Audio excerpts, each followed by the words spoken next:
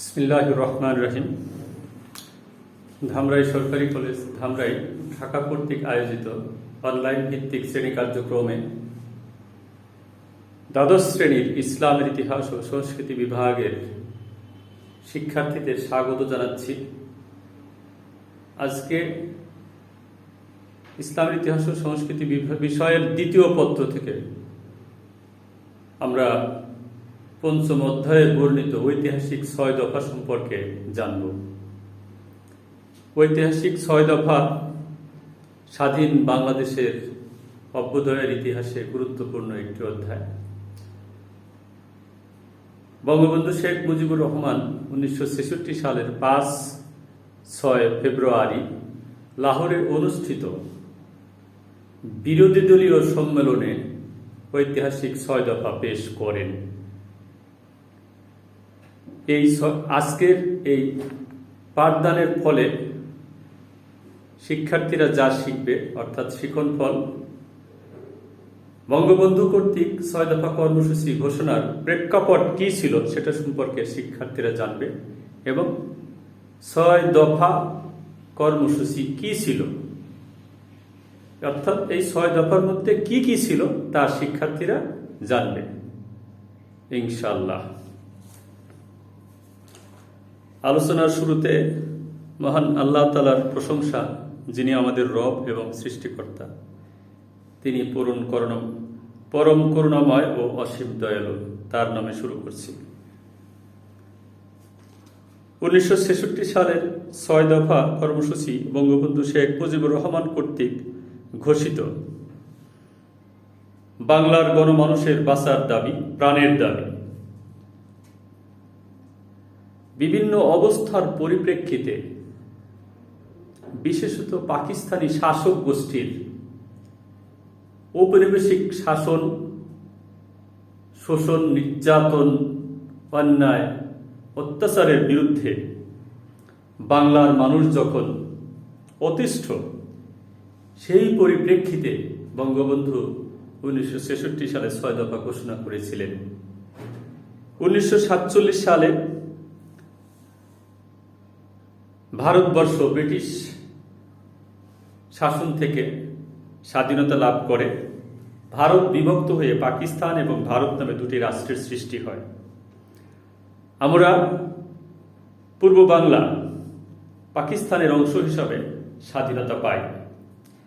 তৎকালীন ভারতীয় জাতীয় কংগ্রেস এবং মুসলিম লীগ নেতৃবৃন্দের স্বার্থপরতা এবং কুটচাল, সেই সাথে বাংলার নেতৃবৃন্দের ব্যর্থতার কারণে 1940 সালের লাহোর প্রস্তাব অনুযায়ী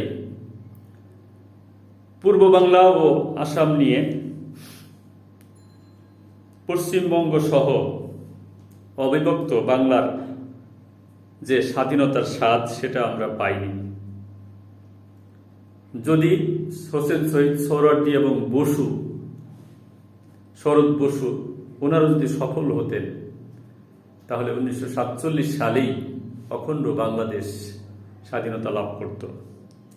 যাই হোক, পশ্চিম পাকিস্তান ও পূর্ব বাংলা মিলে যে স্বাধীন পাকিস্তান রাষ্ট্র জন্ম লাভ করে, তার শাসনভার শুরু থেকেই পশ্চিম পাকিস্তানিদের হাতে ছিল। পশ্চিমা শাসকবর্গ পূর্ব পাকিস্তান তথা পূর্ব বাংলাকে তাদের উপনিবেশ মনে করে শাসন ও শোষণ চালাতে শুরু করে। এর প্রথম ষড়যন্ত্র হিসেবে তারা বাংলার মানুষের তথা পাকিস্তানের সংখ্যাগরিষ্ঠ মানুষের ভাষা 56.40% মানুষের ভাষা বাংলাকে বাদ দিয়ে মাত্র 3.27% মানুষের ভাষা উর্দুকে পাকিস্তানের রাষ্ট্রভাষা বানানোর ষড়যন্ত্র করেছিল। বাংলাকে রাষ্ট্রভাষার মর্যাদা দানের জন্য বাংলার মানুষ 1952 সালের 21 ফেব্রুয়ারি রাজপথে রক্তদান করে, যা পৃথিবীর ইতিহাসে বিরল। এ থেকে বাঙালিদের মধ্যে পাকিস্তান বিরোধী চেতনা অঙ্কুরিত হয়। বাঙালিদের মধ্যে স্বাধিকার ও জাতীয়তাবোধের জন্ম নেয়। অতবার 1954 সালে প্রাদেশিক পরিষদ নির্বাচনে শেরেবাংলা একে ফজলুল হক, মাওলানা আব্দুল হামিদ খান ভাসানী, হোসেন শহীদ সোহরাওয়ার্দী, মাওলানা আতাহার আলী এবং হাজী দানেশের নেতৃত্বে গঠিত যুক্ত ফ্রন্ট, যার রাজনৈতিক দল ছিল প্রথমে 4টি: আওয়ামী মুসলিম লীগ, কৃষক শ্রমিক পার্টি, নিজামে ইসলাম ও গণতন্ত্রী দল। এই 4টি দল যুক্ত ফ্রন্ট গঠন করে ঐক্যবদ্ধভাবে নির্বাচনে নৌকা মার্কায় নির্বাচনে অংশগ্রহণ করে নিরঙ্কুশ সংখ্যাগরিষ্ঠতা অর্জন করে। শেরেবাংলা একে ফজলুল হকের নেতৃত্বে যুক্ত ফ্রন্ট বাংলা প্রাদেশিক সরকার গঠন করলেও মাত্র 56 দিনের মাথায় 2 মাসও অতিক্রম হওয়ার আগেই উক্ত মন্ত্রিসভা বাতিল করে দেয় পাকিস্তানি সরকার। শুরু হয় ধরপাকড়, নির্যাতন। অভিযোগ করা হয় যে বাংলার মুখ্যমন্ত্রী শেরেবাংলা একে ফজলুল হক নিউ ইয়র্ক টাইমস পত্রিকার সংবাদদাতা কালাহানকে দেওয়া সাক্ষাৎকারে বলেছিলেন যে প্রয়োজন বোধে পূর্ব বাংলার স্বাধীনতা ঘোষণা করবে, যা বিভিন্ন পত্রপত্রিকায় প্রকাশিত হয়েছিল। যা হোক, হক মন্ত্রিসভা বাতিলে পূর্ব পাকিস্তানিদের মধ্যে ক্ষোভের সঞ্চার হয়। পাকিস্তানি শাসক গোষ্ঠীর চক্রান্ত সম্পর্কে সচেতন হয়ে বাংলার জনগণ ঐক্যবদ্ধ হতে থাকে। তাদের মধ্যে স্বাধিকারের দাবি জোরালো হতে থাকে। অতঃপর 1958 সালে পাকিস্তান পার্লামেন্টে সরকার ও বিরোধী দলীয় সদস্যদের মারামারির ফলে ডেপুটি স্পিকার শাহিদ আলী মারা যান। এ ঘটনাকে পুঁজি করে রাজনীতিবিদদেরকে দোষারোপ করে 1958 সালে 7ই অক্টোবর জেনারেল ইস্কান্দার মির্জা পাকিস্তানে সর্বপ্রথম সামরিক শাসন জারি করেন। সকল রাজনৈতিক দল নিষিদ্ধ করা হয়, সংবিধান স্থগিত করা হয়। তিনি 24 অক্টোবর আইয়ুব খানকে প্রধানমন্ত্রী নিযুক্ত করেন। 27 অক্টোবর শপথ গ্রহণ করেই আইয়ুব খান ওই রাত্রেই ইস্কান্দার মির্জাকে ক্ষমতাচ্যুত করে দেশটাকে বাধ্য করেন। তিনি মৌলিক গণতন্ত্র আদেশ জারি করে জনগণের সাথে তামাশার শাসন চালু করেন। এর মাধ্যমে তিনি একটি দালাল শ্রেণী তৈরি করেন। অন্যদিকে জনগণ, সাধারণ জনগণ, বিশেষ করে পূর্ব বাংলার জনগণ তাদের আর্থসামাজিক, রাজনৈতিক, অর্থনৈতিক, সাংস্কৃতিক সর্বক্ষেত্রে বৈষম্যের শিকার হতে থাকে। পাকিস্তান সৃষ্টির পর হতে সময় যত পেরিয়েছে, পূর্ব পাকিস্তানিদের প্রতি বৈষম্য তত বাড়তে থাকে। সরকারি চাকরিতে, বিশেষ করে সামরিক বাহিনীতে পূর্ব পাকিস্তানিদের প্রবেশাধিকার ছিল না বললেই চলে এবং উচ্চপদস্থ বেসরকারি চাকরিগুলিতেও পাকিস্তানিদের খুব কম সংখ্যক নিয়োগ দেওয়া হতো। অর্থনৈতিকভাবে পূর্ব বাংলাকে পঙ্গু করার ষড়যন্ত্র চলতে থাকে। পূর্ব বাংলার রপ্তানি আয়ের টাকা দিয়ে পশ্চিম পাকিস্তানে উন্নয়ন কর্মকাণ্ড পরিচালিত হয়।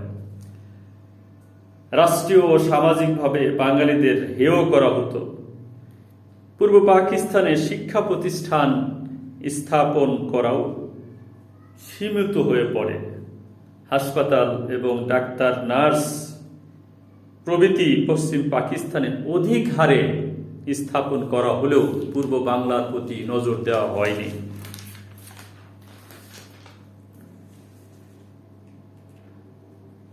ফলশ্রুতিতে পূর্ব বাংলার মানুষের জীবন মান কমে যায় এবং দারিদ্র্য তাদেরকে গ্রাস করে ফেলে। আইয়ুব খানের শাসনে রাজনৈতিক নিপীড়নে জনগণের সুষ্ঠু বিকাশ, জনজীবনের নেতৃত্বের বিকাশ রুদ্ধ করে দেয়। ক্রমেই এই অবস্থা থেকে মুক্ত হওয়ার জন্য বাঙালিরা ঐক্যবদ্ধ হতে থাকে। তার উপর আবার 1965 সালে পাকিস্তান ও ভারতের মধ্যে যুদ্ধ হয় কাশ্মীর নিয়ে। এ সময় পাকিস্তান সরকার পূর্ব পাকিস্তানের নিরাপত্তার জন্য পূর্ব পাকিস্তানি জনগণকে রক্ষা করার জন্য ন্যূনতম ব্যবস্থাও গ্রহণ করেনি। ফলে পূর্ব পাকিস্তানের জনগণ ছিল সম্পূর্ণ নিরাপত্তাহীন। ফলে তাদের মধ্যে স্বায়ত্ত শাসন সহ বিভিন্ন ক্ষেত্রে স্বয়ং সম্পূর্ণতা অর্জনের স্পৃহা জেগে ওঠে।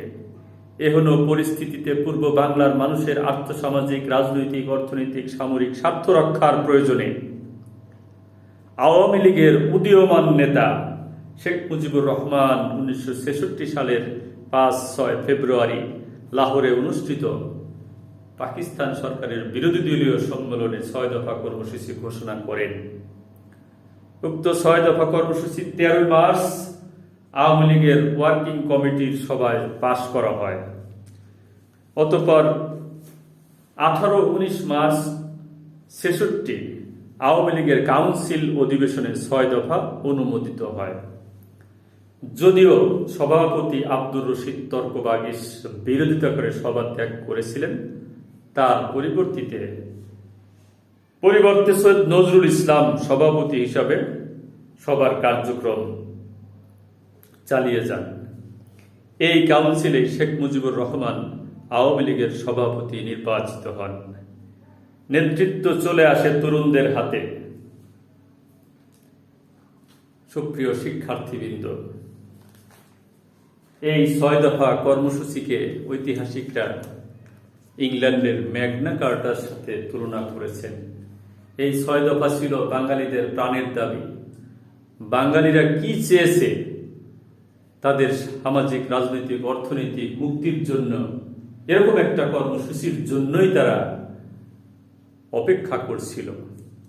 সুপ্রিয় শিক্ষার্থীবৃন্দ, এখন আমরা এতক্ষণ দেখলাম আমরা যে কি অবস্থায় শেখ মুজিবুর রহমান 6 দফা কর্মসূচি ঘোষণা করেছিলেন। 6টি দফার মধ্যে প্রথম দফা ছিল শাসনতান্ত্রিক কাঠামো ও রাষ্ট্রীয় প্রকৃতি।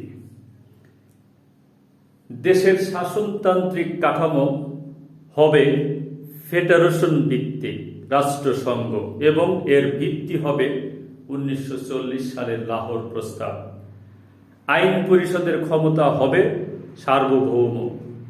এই পরিষদের সদস্যরা নির্বাচিত হবে সার্বজনীন ভোটাধিকারের ভিত্তিতে, জনসাধারণের সরাসরি ভোটে, প্রত্যক্ষ ভোটে সেই আইনসভা গঠিত হবে। দফা 2, এই দ্বিতীয় দফায় কেন্দ্রীয় সরকারের ক্ষমতা সম্পর্কে বলা হয়েছে। কেন্দ্রীয় তথা ফেডারেল সরকারের ক্ষমতা কেবলমাত্র থাকবে দেশ রক্ষা এবং পররাষ্ট্র বিষয়ে। অবশিষ্ট সকল বিষয়ে প্রাদেশিক সরকারের নিরঙ্কুশ ক্ষমতা থাকবে। দফা নম্বর 3, মুদ্রা ও অর্থ সংক্রান্ত ক্ষমতা। মুদ্রার ব্যাপারে নিম্নলিখিত যে কোনো একটি প্রস্তাব গ্রহণ করতে হবে। একটি প্রস্তাব হল পূর্ব ও পশ্চিম পাকিস্তানের জন্য 2টি পৃথক অথচ অবাধে বিনিময়যোগ্য মুদ্রা চালু থাকবে। 2 অঞ্চলে 2টি স্টেট ব্যাংক থাকবে। অথবা বর্তমান নিয়মে উভয় অঞ্চলের জন্য একটি মুদ্রাই চালু থাকতে পারে, তবে সেক্ষেত্রে শাসনতন্ত্রে এমন ফলপ্রসূ ব্যবস্থা রাখতে হবে যাতে করে পূর্ব পাকিস্তান হতে পশ্চিম পাকিস্তানে মূলধন পাচার হতে না পারে। এক্ষেত্রে পূর্ব পাকিস্তানের জন্য পৃথক রিজার্ভ ব্যাংক করতে হবে। পূর্ব পাকিস্তানের জন্য পৃথক আর্থিক ও অর্থ বিষয়ক নীতি প্রবর্তন করতে হবে। চতুর্থ দফা, রাজস্ব ও শুল্ক বিষয়ক ক্ষমতা, সকল প্রকার কর ধার্য ও আদায়ের সার্বভৌম ক্ষমতা থাকবে প্রদেশগুলোর হাতে। কেন্দ্রীয় সরকার ব্যয় নির্বাহের জন্য আদায়কৃত রাজস্বের একটা অংশ পাবে। এ মর্মে রিজার্ভ ব্যাংক সমূহের উপর বাধ্যতামূলক বিধান শাসনতন্ত্রে থাকবে।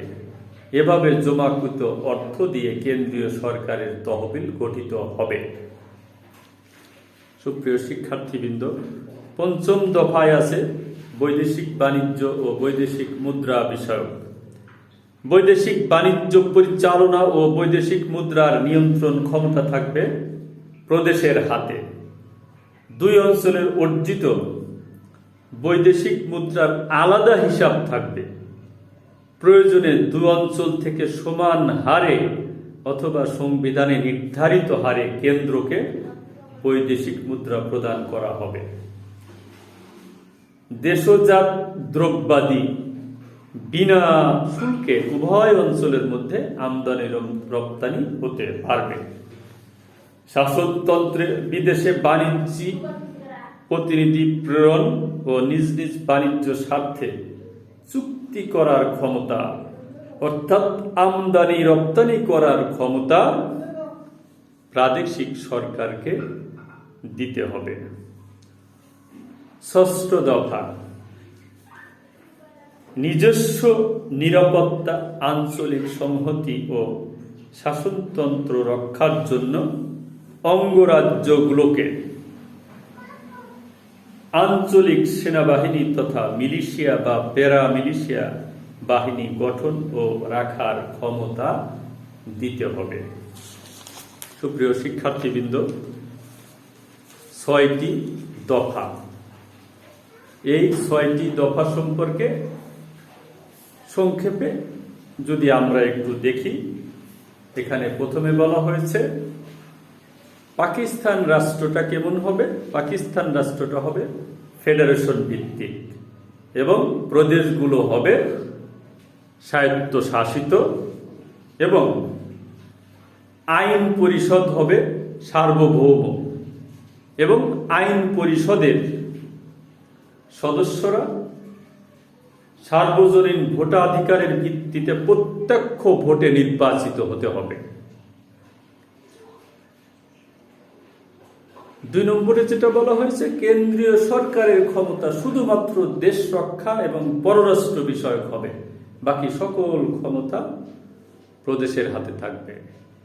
3 নম্বরে মুদ্রা সম্পর্কিত, অর্থাৎ এমন অর্থনৈতিক ব্যবস্থার প্রস্তাব করা হলো যেন পূর্ব পাকিস্তানের মুদ্রা পশ্চিম পাকিস্তানে পাচার হতে না পারে। 4র্থ দফায় বলা হলো যে প্রদেশগুলো সকল প্রকার ট্যাক্স ধার্য করা, আদায় করা এই ব্যাপারে স্বাধীন থাকবে, সার্বভৌম থাকবে। এখান থেকে আদায়কৃত অর্থের একটা অংশ ফেডারেল সরকারকে দিবে। 5ম দফায় বলা হলো বৈদেশিক বাণিজ্য নিয়ে। বৈদেশিক বাণিজ্যের উপরে প্রাদেশিক সরকারের পূর্ণ নিয়ন্ত্রণ থাকবে। বৈদেশিক মুদ্রা যেটা অর্জিত হবে তার উপরও প্রদেশের পূর্ণ নিয়ন্ত্রণ থাকবে এবং এই অর্জিত বৈদেশিক মুদ্রার একটা অংশ কেন্দ্রীয় ব্যাংকে দেওয়া হবে ফেডারেল সরকারের জন্য। বৈদেশিক বাণিজ্যের ক্ষেত্রে প্রতিনিধি প্রেরণ চুক্তি করা এসব বিষয়েও প্রদেশের হাতে ক্ষমতা দিতে হবে। 6ষ্ঠ দফা, আঞ্চলিক সংহতি এবং প্রদেশের নিরাপত্তার জন্য অঙ্গরাজ্যগুলোকে আঞ্চলিক সেনাবাহিনী তথা মিলিশিয়া বা প্যারামিলিশিয়া বাহিনী গঠন ও রাখার ক্ষমতা দিতে হবে। সুপ্রিয় শিক্ষার্থীবৃন্দ, আমরা জানলাম যে কি অবস্থার পরিপ্রেক্ষিতে বঙ্গবন্ধু শেখ মুজিবুর রহমান 1966 সালে ঐতিহাসিক 6 দফা ঘোষণা করেছিলেন, এবং আরও জানলাম যে এই 6 দফা কর্মসূচি কি ছিল, এই 6 দফার মধ্যে কি কি বলা ছিল। তো আমরা পরবর্তী ক্লাসে ইনশাল্লাহ এই 6 দফা কর্মসূচির গুরুত্ব এবং তাৎপর্য সম্পর্কে আলোচনা করব ইনশাল্লাহ। ততদিন ভালো থেকো, সুস্থ থাকো, নিরাপদে থাকো। ঘরের বাহিরে গেলে অবশ্যই মাস্ক পরিধান করবে। ধন্যবাদ সবাইকে।